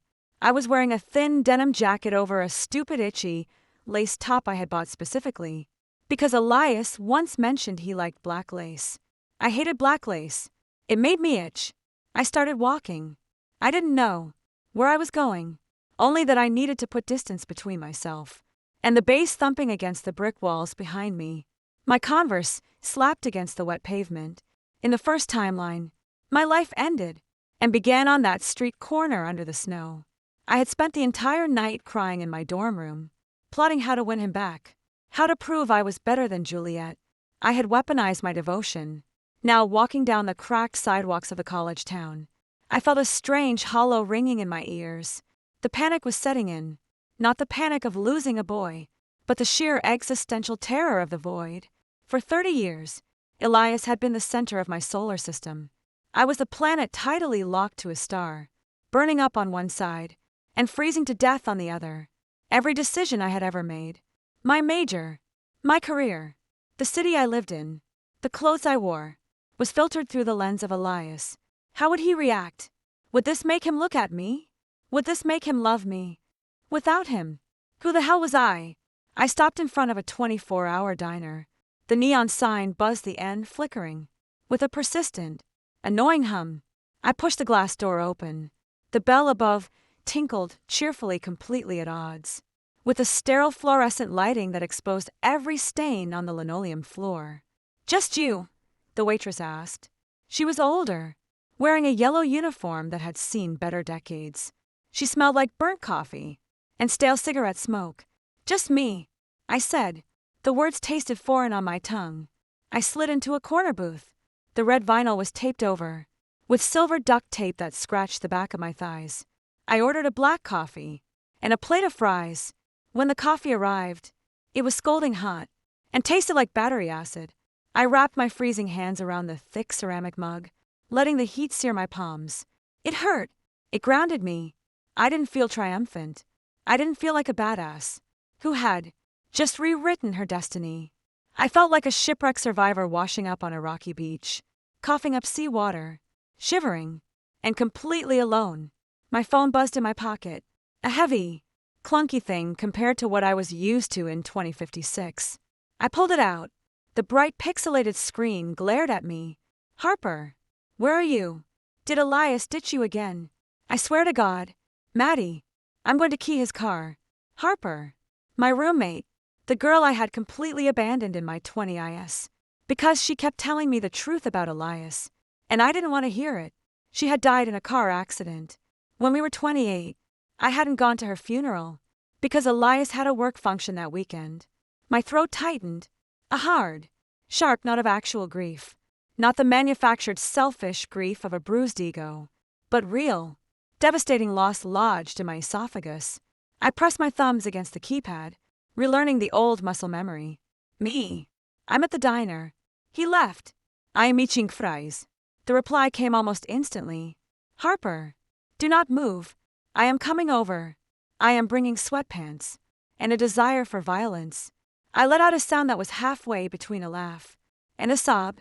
I set the phone face down on the Forica table. The fries arrived. They were limp, greasy, and heavily salted. I picked one up and ate it. It was the best thing I had ever tasted. I ate another. I ate until my stomach ached, until the grease coated my lips. I ate with the ravenous, ugly hunger of a woman who had spent 30 years dieting because her husband liked his women bird-boned and fragile. By the time Harper burst through the diner doors, her blonde hair damp from the freezing drizzle, looking exactly as she had at 21, vibrant, furious, and fiercely protective. I was crying, not delicate, pretty tears, ugly, snot-nosed, chest-heaving sobs. She slid into the booth opposite me, immediately, grabbing my hands across the table. Her hands were warm. "Oh, Maddie, honey, I'm so sorry. He's a piece of trash," she hissed, her eyes blazing. "I saw him leave. With her. I'm going to ruin his life." "No," I choked out, wiping my nose on the back of my sleeve. "No. Harper, let him have her." She blinked, leaning back, slightly confused. She expected me to ask her to draft a text to him to analyze his behavior, to find the hidden meaning in his abandonment. "I'm done," I said. My voice was thick, but the shaking had stopped. "I'm just done." Harper stared at me for a long moment. She squeezed my hands. "Okay, good. Eat your fries. Babe, we're going home." That night, I slept in my own narrow twin bed in our dorm. The mattress was lumpy. The radiator clanked and hissed like a dying animal. But for the first time in 3 decades, I slept without waking up once to check if the man beside me was facing away. Weeks passed. The transition wasn't cinematic. I didn't undergo a glamorous makeover or suddenly become a straight-A student. Recovery from a 30-year addiction to a man who despised you as ugly. Grinding work. I dropped the European architectural history class I had taken solely to sit next to Elias. The registrar warned me it would put me behind in my credits. I didn't care. I switched to a ceramics class instead. I spent 3 hours every Tuesday and Thursday with my hands buried in cold, wet gray clay. The mud got under my fingernails. It ruined my cuticles. It felt like rebuilding myself from the dirt up. I stopped straightening my hair, letting it dry into its natural, unruly waves. I threw out the black lace top. I started wearing oversized sweaters that felt like armor. And I ignored Elias. It wasn't a game. It wasn't a tactical retreat to make him miss me. I genuinely pathologically wanted nothing to do with him. At first, he didn't notice. Why would he? He was high on the adrenaline of Juliet, from what Harper reported gleefully over cheap dining hall pizza. Elias and Juliet were the new campus spectacle. They were entirely wrapped up in each other. He had gotten his prize, but a prize is only satisfying if someone is jealous you won it. The first time I saw him was 3 weeks after the frat party. I was in the campus library tucked away in the dusty, quiet archive section on the 4th floor. I was reading a book on soil compositions for my ceramics class. The air smelled of vanilla-scented decaying paper and floor wax. I heard the footsteps before I saw him, the heavy, deliberate tread of his boots. I didn't look up until a shadow fell across my book. Elias was standing there. He was wearing a nice wool coat, his hair perfectly styled. He looked tired. The frantic, manic energy of the party was gone, replaced by a subtle, tight irritation around his eyes. I looked at him. I felt nothing. No spark, no anger. Just a mild annoyance that he was blocking my reading light. "Maddie," he said. His voice was lower, utilizing that intimate timbre he thought was irresistible. "Elias," I replied. I didn't close my book. I kept my finger marking the paragraph on kiln firing temperatures. He shifted his weight, clearly thrown by my lack of reaction. Usually by this point in our fights, I would have sent him 12 paragraphs of emotional bleeding over text, and he would have magnanimously forgiven me for being upset. "You haven't answered my texts," he said. "I haven't." He frowned. The smell of his peppermint gum drifted over, mingling unpleasantly with the old paper smell of the library. "Look, I know you're punishing me, and I get it. What happened at the party? I handled it badly. I should have driven you home first." I stared at him. The sheer audacity of his ego was almost mesmerizing. He genuinely believed I was sitting in the library plotting his downfall, waiting for an apology. "It's fine, Elias," I said, my voice utterly flat. "You want it to be. With Juliet. You're with Juliet. There's nothing to punish." His jaw tightened. "So what? We're just not friends anymore. We've been best friends since freshman year." "Maddie, you're just throwing that away because I'm seeing someone friends." The word made me want to dry heave. We were never friends. I was his emotional fluffer stroking his ego. When he felt insecure doing his laundry. When he was stressed writing his history papers. When he was hungover.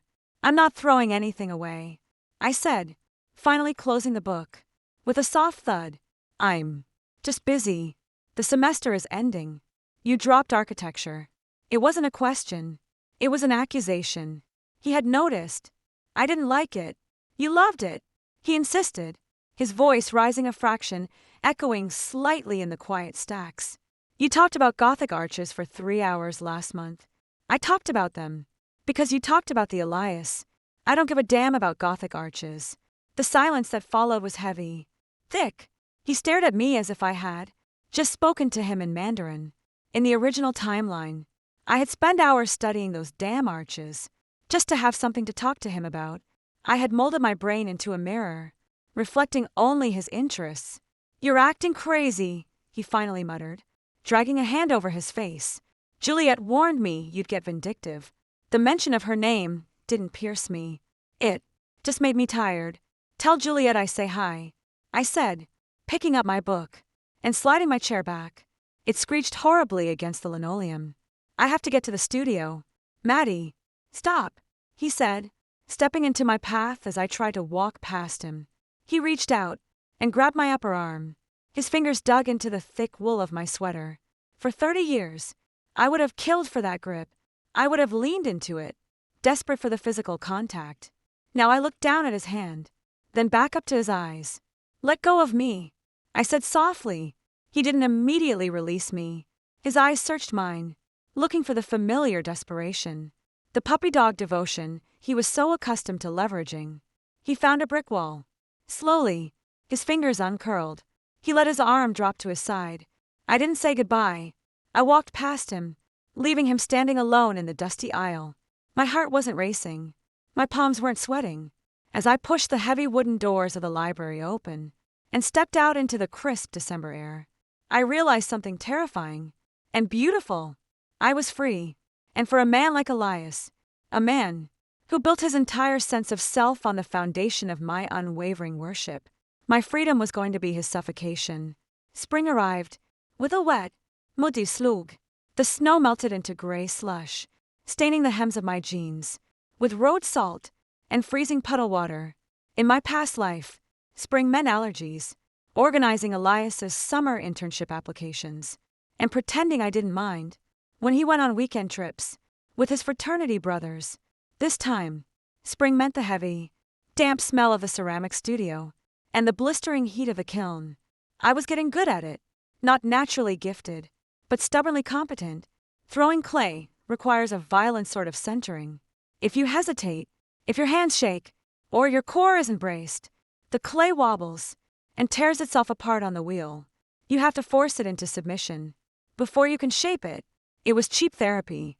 My fingernails were permanently stained or bruised, muddy purple. My knuckles were dry and cracked from the constant washing.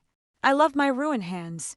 They looked like they belonged to someone who actually built things instead of someone who merely held the nails for someone else. Elias and Juliet lasted exactly 4 months. It wasn't a spectacular explosion. It was a slow, agonizing leak in a tire. Juliet was beautiful, brilliant, and entirely self-centered. She was a hurricane, and Elias was a man who desperately needed to be the weather, not the trailer park getting destroyed by it. In my previous timeline, I had watched their brief romance from the sidelines, eaten alive by jealousy, when she inevitably dumped him to take a summer fellowship in Paris. I was right there, armed, with a mop and bucket to clean up his shattered ego. I had let him sleep on my floor. I had bought him takeout, with my dwindling meal plan. I had cemented my role as the dependable, invisible foundation upon which he would build his future success. Not this time. I watched the decay of their relationship through the hazy, detached lens of a stranger. Harper kept me updated, dispensing gossip like a pigeon dropping breadcrumbs. But I rarely engaged. They had a screaming match outside the library yesterday. Harper announced one Tuesday in April, dropping her heavy backpack onto the linoleum floor of our dorm. She smelled like cheap dining hall coffee and rain. Apparently, he told her she was spending too much time on her portfolio and not enough time supporting his finals prep. I kept my eyes on the rough bisque mug I was sanding down. The sandpaper made a harsh scratching sound that set my teeth on edge, but the rim needed to be smooth. Sounds like Elias. Maddie. She told him to grow up and hire a tutor in front of like 20 people. Harper grinned a vicious, delighted thing. He looked like he was going to cry. I blew the fine white ceramic dust off the mug. It plumed into the air, coating my eyelashes. Pass me the damp sponge, will you?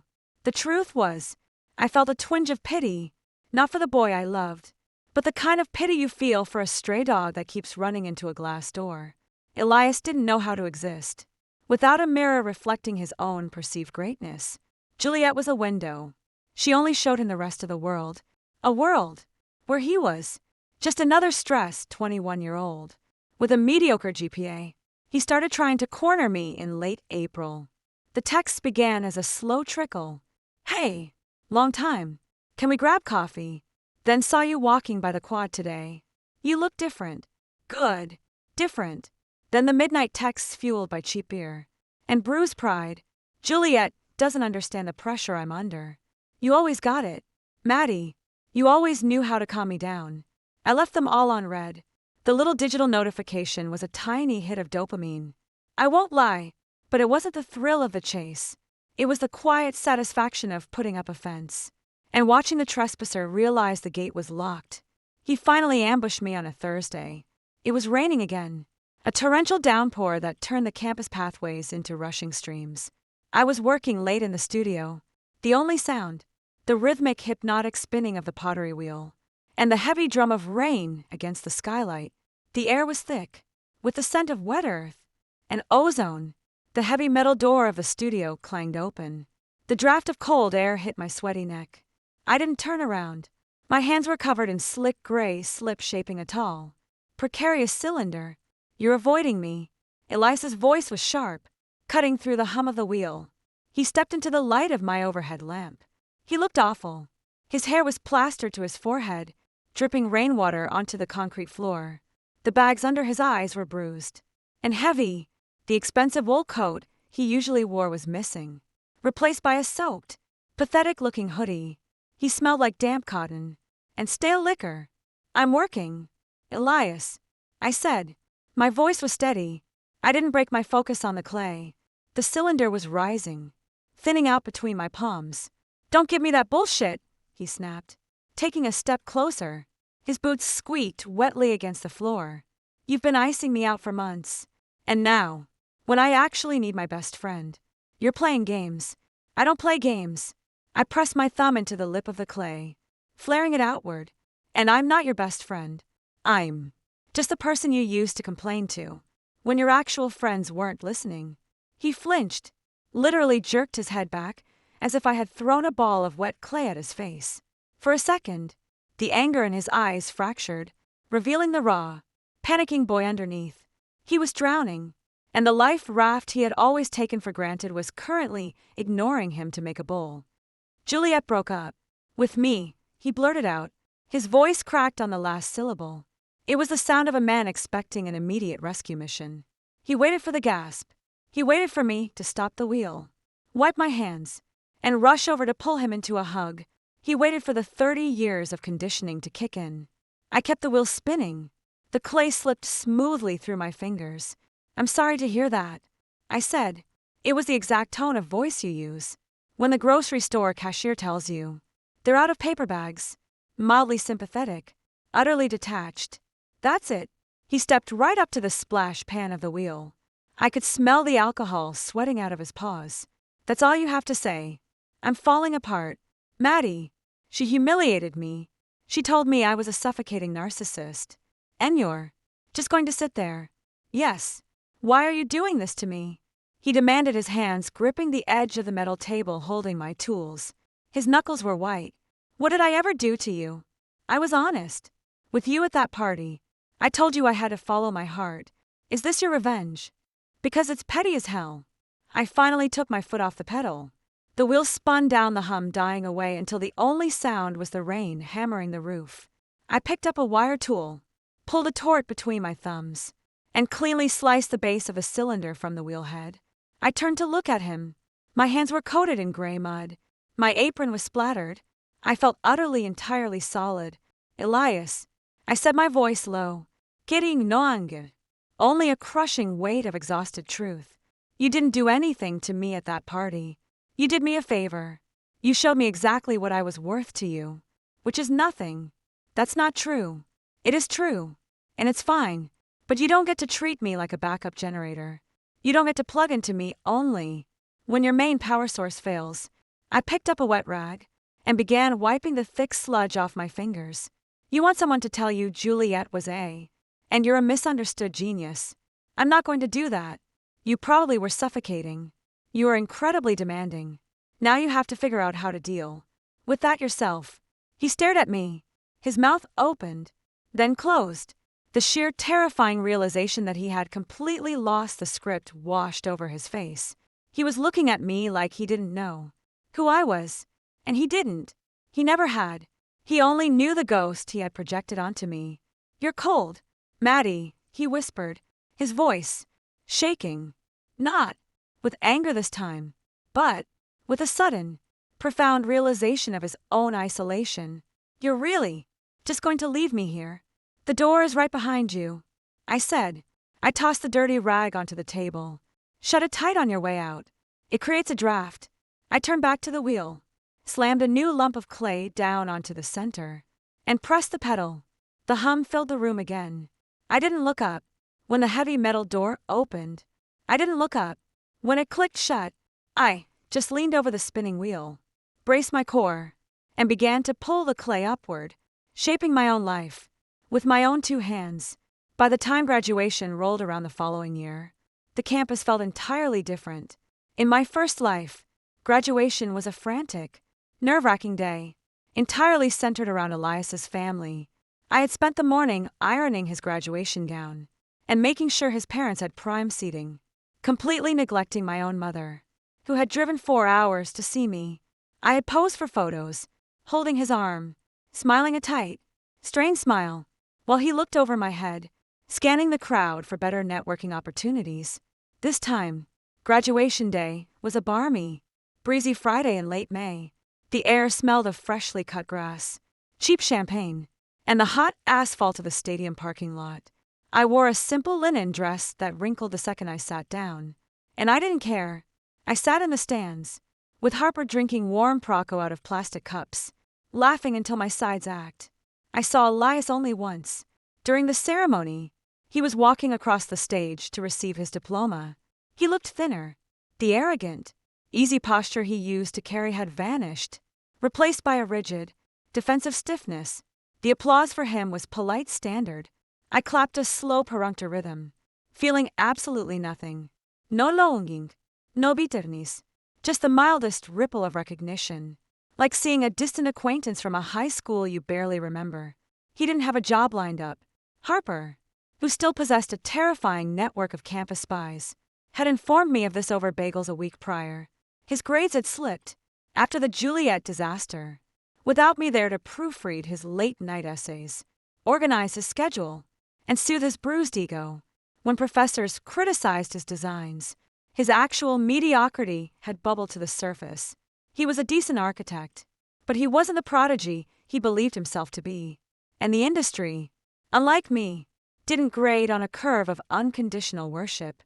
I, on the other hand, had a modest apprenticeship lined up at a local pottery studio, with plans to eventually open my own small kiln space. It wasn't glamorous. It wouldn't make me rich, but it was mine.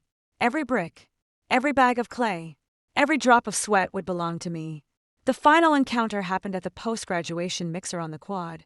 The sun was setting, casting long golden shadows across the trampled grass. The air was thick, with humidity and the smell of roasting hot dogs and stale beer.